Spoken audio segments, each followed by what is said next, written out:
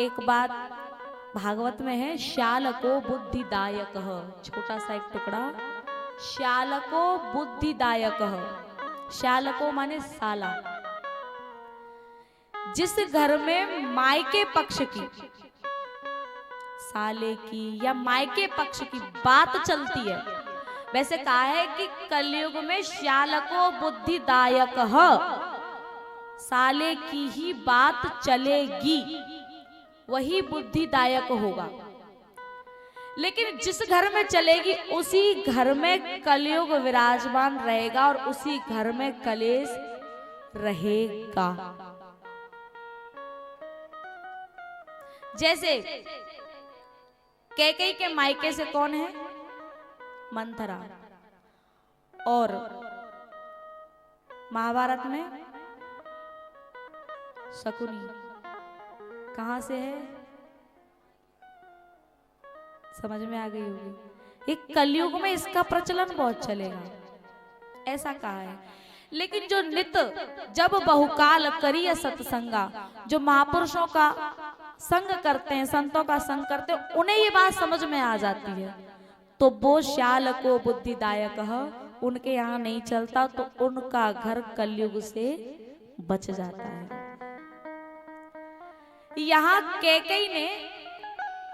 कैकेयी को जब मंथरा ने भड़काया ना कि तुमको पता है जो राजा है ना वो बहुत बड़े कपटी हैं,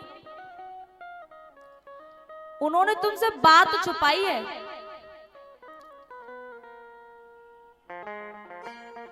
तो कैकेयी ने पहले तो कहा कि अरे मंथरा, तू जो कह रही है ना मैं तेरी जीभ खींच लूंगी। मुझे पता है कि राम मुझे बहुत प्रेम करते हैं, मैं कर प्रीत परीक्षा देखी। अब यही अपनी कमजोरी मंथरा के हाथ में पकड़ा दी कैकेयी ने। क्या? मैं कर प्रीति परीक्षा देखी, मैं जानती हूं कि राम मुझे प्रेम करते हैं, मैंने परीक्षा लेकर के देखा है। नस पकड़ में आ गई, क्योंकि प्रेम में परीक्षा होती ही नहीं है। परीक्षा तो तब होगी जब किसी बात का संशय होगा, कोई संदेह होगा तब। तो इसका मतलब कैकेयी के भीतर कहीं ना कहीं राम को लेकर के संदेह आया होगा, तभी तो परीक्षा ली। प्रेम तो परीक्षा का विषय है ही नहीं, प्रेम में परीक्षा नहीं होती, प्रेम में तो शबरी की तरह प्रतीक्षा होती है।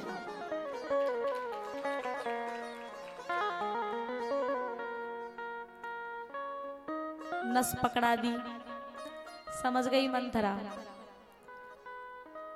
और एक बात और, हम सब साधक हैं, हम सबके लिए हैं।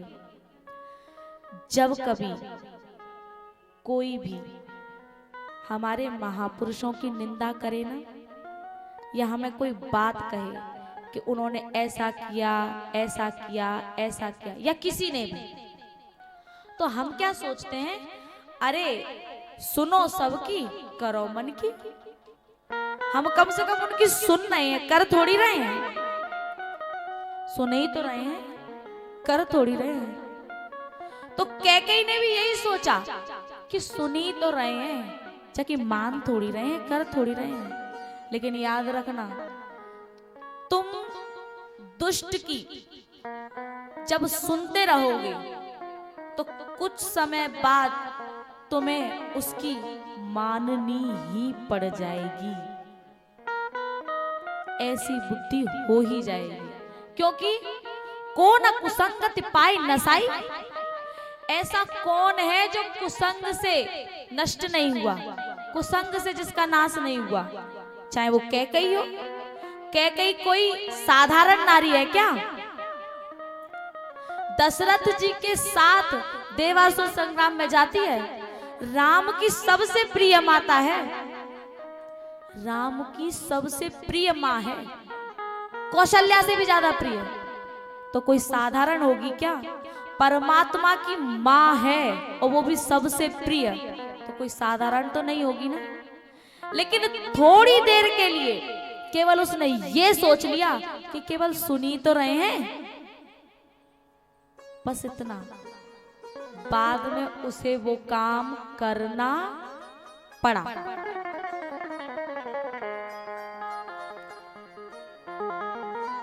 भड़का दिया, कैकेयी कोप भवन में चली गई। जब दशरथ जी आए, अच्छा दशरथ जी को ये पता था कि कैकेयी राम को बहुत प्रेम करती है और मैं कैकेयी को सरप्राइज दूंगा, वो प्रसन्न होगी, खुश होगी। लेकिन मंथरा ने उस सरप्राइज को षड्यंत्र बना दिया कि तुम्हें बताया नहीं है, लेकिन रात ही रात में षड्यंत्र कर लिया है कि भरत को नहीं, राम को राजा बनाएंगे और राम को राजा बना देंगे तो कौशल्या महारानी हो जाएंगी और तुम उनकी दासी हो जाओगी। षड्यंत्र बना दिया। परमात्मा हो, महात्मा हो, महापुरुष हो, हमारे जीवन में किसी क्रिया को करते हैं तो उनके कई कारण होते हैं करने के। तुम्हारे घर गए, तुम्हारे घर नहीं गए, उसके यहाँ गए, उसके यहाँ नहीं गए, हो सकता है उसके यहाँ जाने पर कोई कारण हो, उसके यहाँ जाने पर न जाने पर कोई कारण हो, लेकिन जिसके यहाँ गए हैं तो उसका कारण कुछ और बना दिया संसार ने, और जिसके यहाँ नहीं गए उसका कारण कुछ और संसार ने बना दिया कि उसे तो प्रेम करते, इसे प्रेम नहीं करते। लेकिन महापुरुष की दृष्टि तो सम होती है ना। अद्वेष्टा सर्वभूतानां मैत्रः करुण एव च निर्ममो निरहंकारः सम दुःख सुख क्षमी संग विवर्जिता सर्व संग विवर्जिता। सब में समान, उनकी दृष्टि तो सिया राम में सब जग जानी होती है, तो वो किसी से राग, किसी से द्वेष कैसे कर सकते हैं। लेकिन उनको पता है कि इसके यहाँ जाने से इसका कल्याण होगा और इसके यहाँ न जाने से इसका कल्याण होगा। प्रवृत्ति तो कल्याण की रहती है, लेकिन संसार के जो नीच प्रवृत्ति के लोग होते हैं ना, वो दीन बन करके, वो एक चौपाई तुलसीदास जी ने कही ना, नवन नीच की अति दुखदाई। नीच व्यक्ति का दीन बनना भी अति दुखदाई है। और इसकी पहचान ये है कि जब कोई हमारे मालिक के विरुद्ध बात करे, समझना ये व्यक्ति नीच है, उससे अपना रास्ता मुख मोड़ लेना, वरना कैकेयी की तरह कलंकित एक न एक दिन होना पड़ेगा।